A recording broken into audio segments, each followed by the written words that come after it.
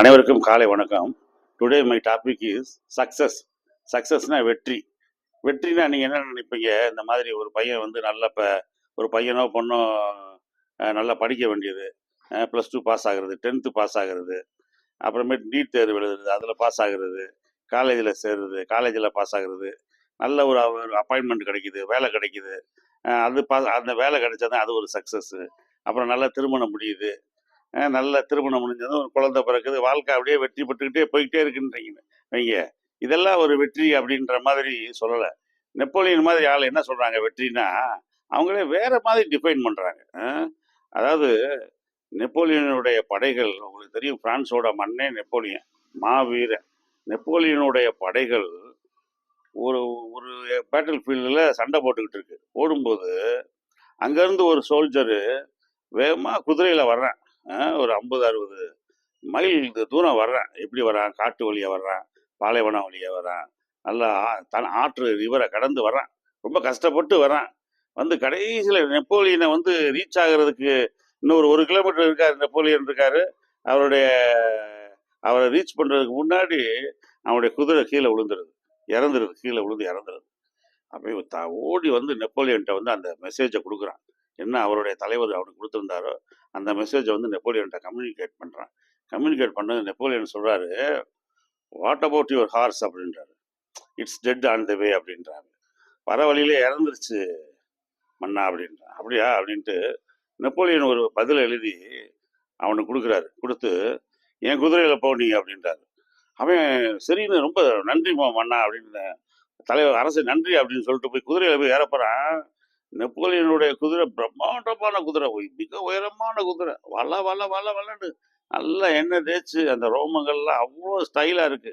அதுல அந்த சேடல் இருக்கு பாருங்க உட்கார்றதுக்கு, உட்கார்றதுக்கு அந்த லெதர்ல செஞ்சிருப்பாங்க பாருங்க, அந்த மண்ணை உட்கார்றதுக்கு, அதெல்லாம் ரொம்ப அட்டகாசமா இருக்கு. அவன் நேர கிட்டக்க குதிரையை போய் பார்த்த உடனே பயந்துட்டு சொல்றேன் நெப்போலியன்ட்ட, மன்னா தயவு செய்து வேணாம், இது வந்து ராஜ குதிரை, இது அரச குதிரை, அதெல்லாம் நான் ஏற முடியாது.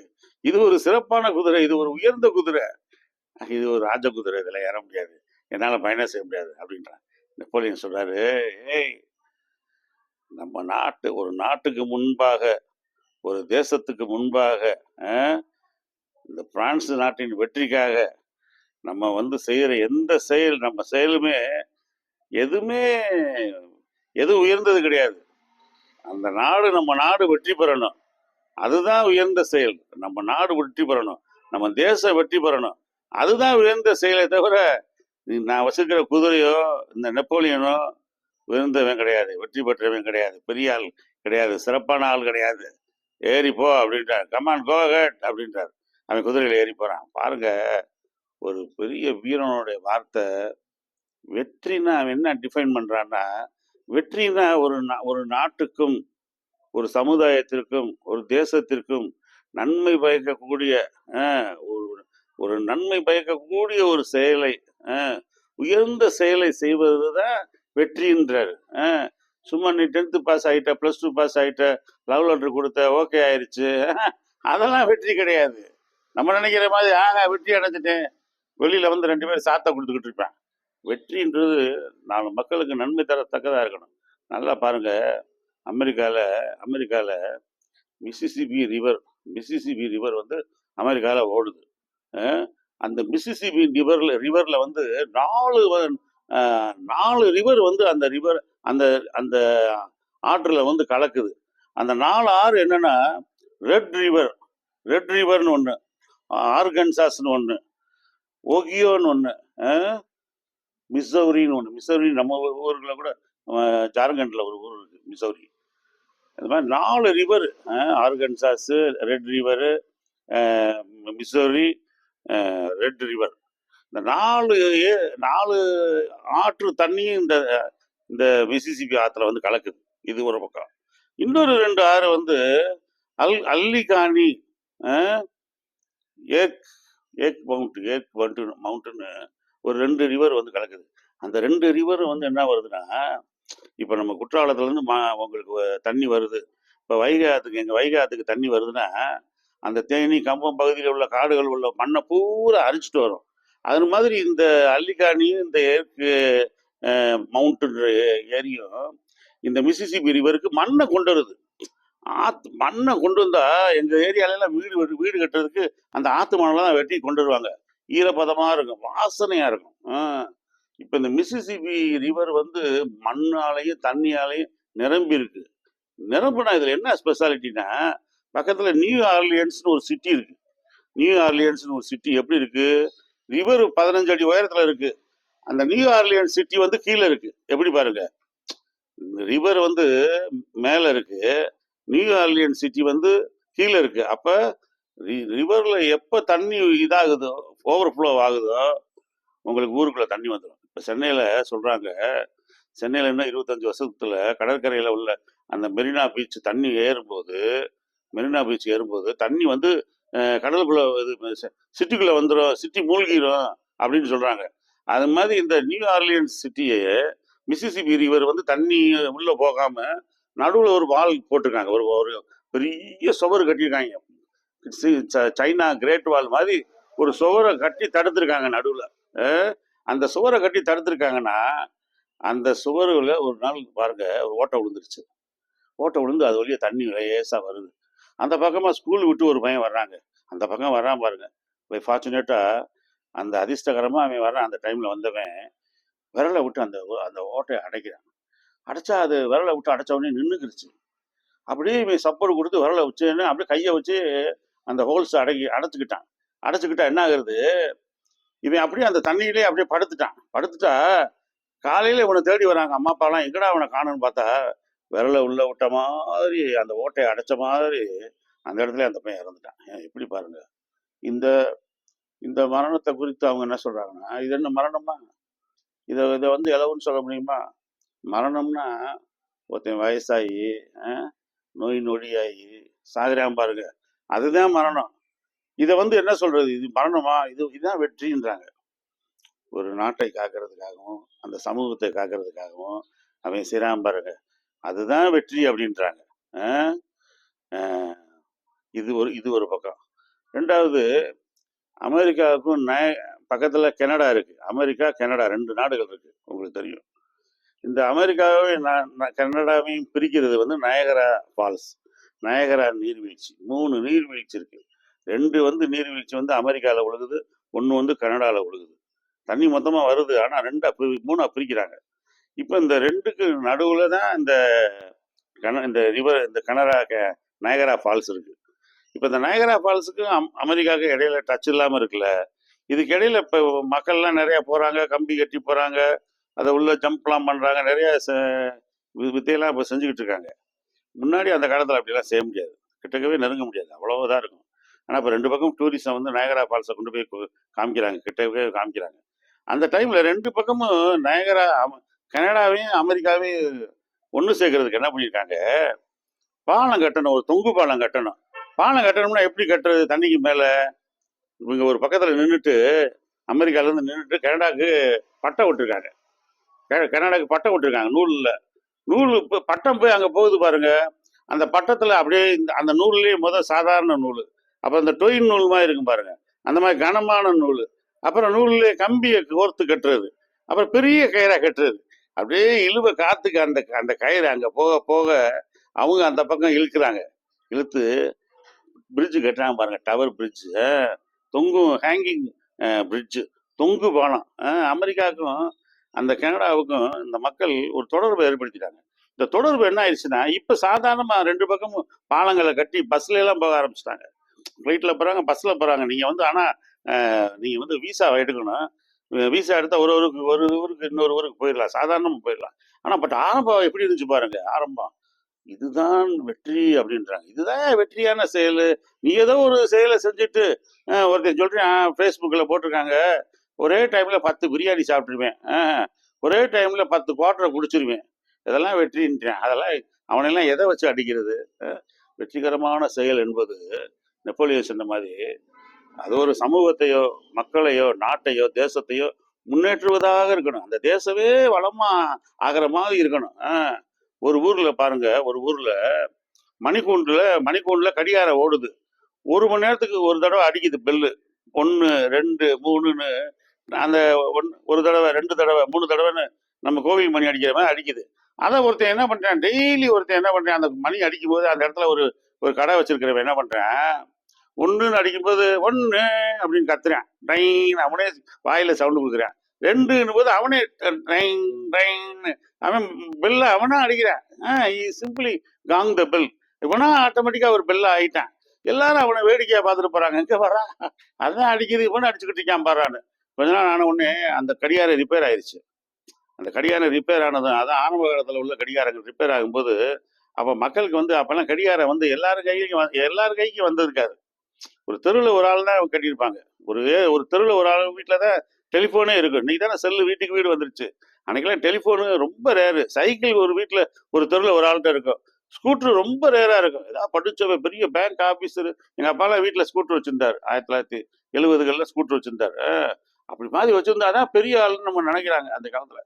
அந்த டைம்ல பாருங்க, கடிகாரம் இல்லாத நேரத்துல பள்ளிக்கூடத்துக்கு போற குழந்தைகளுக்கு இவன் அதே மணிக்கூண்டுகிட்ட போய் இவன் என்ன பண்றான், பயோ கிளாக் ஆகிட்டான்.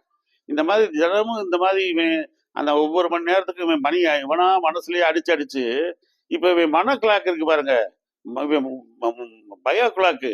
இப்ப நைட்டு நம்ம தூங்குறோம், காலைல 5 மணிக்கு எழுந்திரிக்கணும்னு நம்ம நினைச்சு தூங்கினோம்னா, சம்டைம்ஸ் அலாரம் வைக்கிறதுக்கு முன்னாடியே நம்ம எழுந்திரிச்சிருவோம். அது மாதிரி இவன் என்ன பண்றான், 1 மணிக்கு டைம்ன்றான். அப்ப ரோட்ல போறவங்களுக்கு தெரியுது, 1 மணி டைம்ன்றான், 2 மணி, 9 மணி, 8 மணின்னு அடிக்கிறான்ல மனசு. இவன் இவன் செய்யறது முதல்ல விளையாட்டா இருந்தது, கிண்டலாக இருந்தது, கேலியாக பேசப்பட்ட மக்கள் மத்தியில.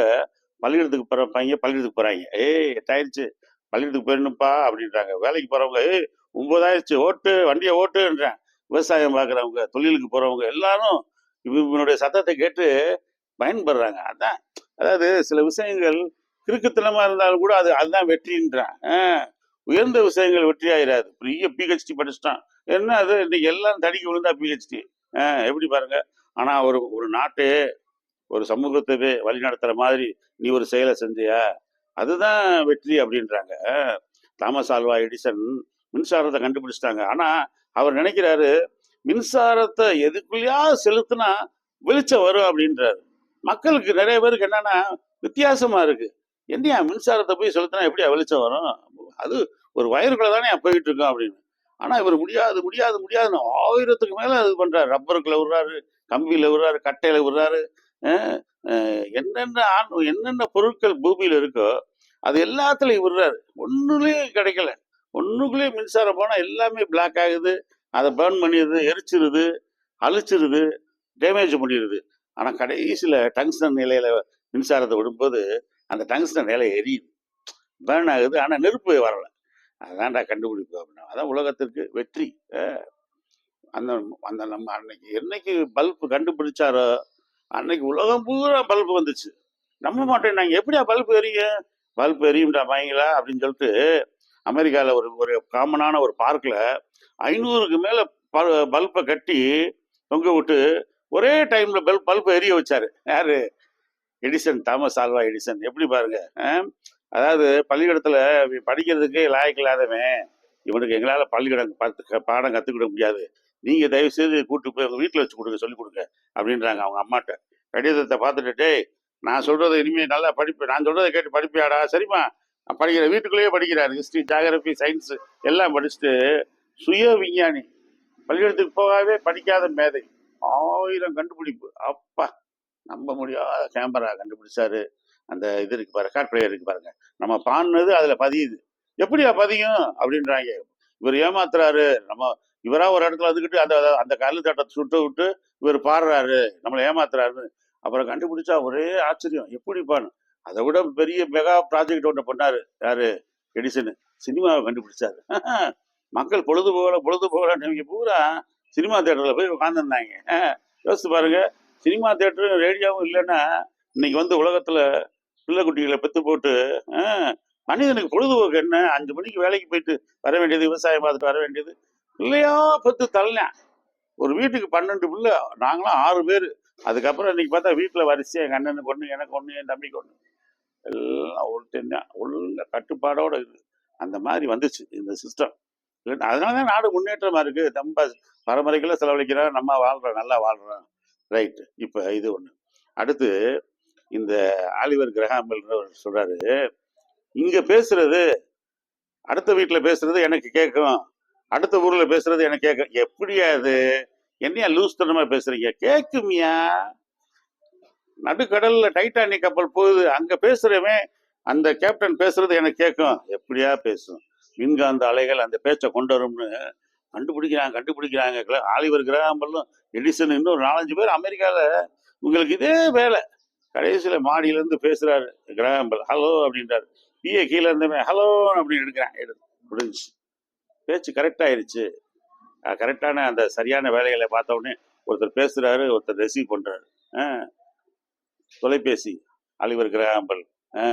இதுதான் வெற்றியான விஷயம். இன்னொன்று, மார்கோனி ரேடியோவை கண்டுபிடிச்சாரு. அப்பெல்லாம் பொழுதுபோக்கு அம்சமே கிடையாது, இந்தியாவில் பொழுதுபோக்கே கிடையாது. அப்போ ரேடியோவை கண்டுபிடிச்சு, ரேடியோ ஒரு வீட்டுக்கு ஒரு தெருக்கு ஒரு ரேடியோ இருக்கும், 2 ரேடியோ இருக்கும். அதை வந்து பாட்டு போடுவாங்க எங்கள் சிலோனில். அப்பா அதை கேட்க அவ்வளோ மகிழ்ச்சி. நம்ம ஊர்லலாம் நம்ம திருச்சி ரேடியோ ஸ்டேஷனு, மதுரையில் அப்புறம் தான் வந்துச்சு. திருச்சி ரேடியோ ஸ்டேஷன் மற்ற சென்னை ரேடியோ ஸ்டேஷன்னா கொஞ்சம் கொஞ்சம் பாட்டு போடுவாங்க, ஆனால் வாரத்துக்கு ஒரு தடவை தான் இருக்கும். ஆனால் இங்கே சிலோன்லேருந்து வந்துச்சு மார்கோனி, அந்த புதுமையை புகுத்தினார். அந்த மைக்கில் அந்த ரேடியோ தான் அப்படியே மின்காந்த அலைகளை வச்சு கப்பல் பேசினான். ஃப்ளைட்லேருந்து கீழேருந்து ஃப்ளைட்டில் பேசினான், ஃப்ளைட்லேருந்து இன்னொரு ஃப்ளைட்டுக்கு பேசினான். உலகம் பூரா கம்யூனிகேஷன். கம்யூனிகேஷன்னா என்ன? என்னுடைய கருத்தை உங்கள்கிட்ட சொல்கிறது, அடுத்தவர்கிட்ட சொல்கிறது. என்னுடைய கருத்தை, என்னுடைய அறிவை, என்னுடைய நாலேஜை sharing of communication is nothing but sharing of my knowledge, sharing of my language, sharing of my views, sharing of my opinion, sharing of my thoughts. இதெல்லாம் ஒரு மனிதனுக்கு சொல்றது 1 to 1, ஒரு குரூப்புக்கு சொல்றது 1 to 10, ஒரு மாப்புக்கு சொல்றது. பெரிய கூட்டம், புரட்சி தலைவர் எம்ஜிஆர் பேசுகிறார், டாக்டர் கலைஞர் பேசுகிறார், 20,000 பேர் 30,000 பேர் கேட்குறாங்க. அதுதான் மாசா கம்யூனிகேஷன் வந்துச்சு. எவ்வளோ அருமையாக கொண்டாந்தாங்க பாருங்க விஞ்ஞானம். இதுதான் வெற்றி அப்படின்றாரு யாரு? நெப்போலியன் சொல்றாரு, திரும்ப திரும்ப சொல்றாரு. இது மாதிரி உலகத்துல நிறைய பேர் கண்டுபிடிச்சான்டா, ஏகப்பட்ட கண்டுபிடிப்புகள். இந்த மாதிரி விஞ்ஞான கண்டுபிடிப்புகள், சாதாரண வெற்றிகள். அந்த மனித குலம் சிறக்கிறதுக்கான நோய்கள் வந்துச்சு பாருங்க, போலியோ அட்டாக்கு அம்மை போட்டுச்சு, எட்வர்ஸ் ஜென்னர்லாம் அந்த அம்மைக்கு தடுப்பு ஊசி கண்டுபிடிச்சாரு. அப்படி நிறைய சாதனைகளை செஞ்சாங்க, உலகத்துல நிறைய சாதனைகளை செஞ்சாங்க. அப்படி சாதனைகளை செஞ்சதன் விளைவு தான், அதைத்தான் வெற்றின்னு நீங்க கொண்டாடணுமே ஒழிய, நீங்களாம் ஒரு சின்ன விஷயத்தை எடுத்துக்கிட்டு இன்னைக்கு என்ன செய்யறாங்க? ஒரு பரீட்சையில வந்து ஒருத்தன் ஒரு எக்ஸாம்ல ஒரே ஒரு 5-6 பேப்பர்னா ஒரு பேப்பர்ல பாஸ் ஆயிட்டான், அதுக்கு ஒரு பார்ட்டின்றான். 6 பேப்பர்லையும் பாஸ் ஆனமே அவன் பாட்டுக்கு போறேன், மார்க் கம்மியா எடுத்தமே. இந்த 1ல பாஸ் ஆனவே வாடா மாப்பிள்ள, நான் 1ல பாஸ் ஆனது பெரிய விஷயம்டா, வெற்றி அப்படின்ட்டு போய் ஆளுக்கு ஒரு பீர் பாட்டில் உடைங்கடா அப்படின்றான். எவ்வளோ ஆச்சரியம் பாருங்க. வெற்றின்றது அது கிடையாது. வெற்றின்றது நீங்க வந்து மனித குலம் சிறக்கிறதுக்காக என்னென்ன செய்றீங்களோ அதுதான் வெற்றி. நிறைய வெற்றிகரமான சம்பவங்களை வந்து சொல்லிக்கிட்டே போகலாம். ஆனால் நான் என்ன சொல்றேன், நீங்க செஞ்சுட்டீங்க, நீங்க வந்து நல்ல ஒரு உடம்பை டெவலப் பண்ணிட்டீங்க, ஸ்போர்ட்ஸ்ல ஃபர்ஸ்ட் வந்துட்டீங்க, மெரிட் சர்டிஃபிகேட் வாங்கிட்டீங்க. இதெல்லாம் ஒரு நல்ல ஒரு ஒரு ஒரு அருமையான வாழ்க்கையில நீங்க வந்து ஒரு இடத்துல வந்து தேர்வு செய்யப்படுறீங்க, நீங்க ஒரு வெற்றியை தான் அடையிறீங்க. ஆனா முழுமையான வெற்றின்றது வந்து அது ஒரு தேசத்துக்காக, அது ஒரு மக்களுக்காக, ஒரு சமுதாயத்துக்கான முன்னேற்றத்துக்கான ஒரு செயலா இருக்கணும். அதுதான் வெற்றி அப்படின்றாரு நெப்போலியன். ஓகே, இப்போ வெற்றினா என்னன்னு தெரிஞ்சுக்கிட்டீங்களா? அந்த வெற்றி அடைய நம்மளுடைய வாழ்க்கையை நம்ம அர்ப்பணிப்போம், நம்ம சாதனை பண்ணுவோம். நன்றி, வணக்கம்.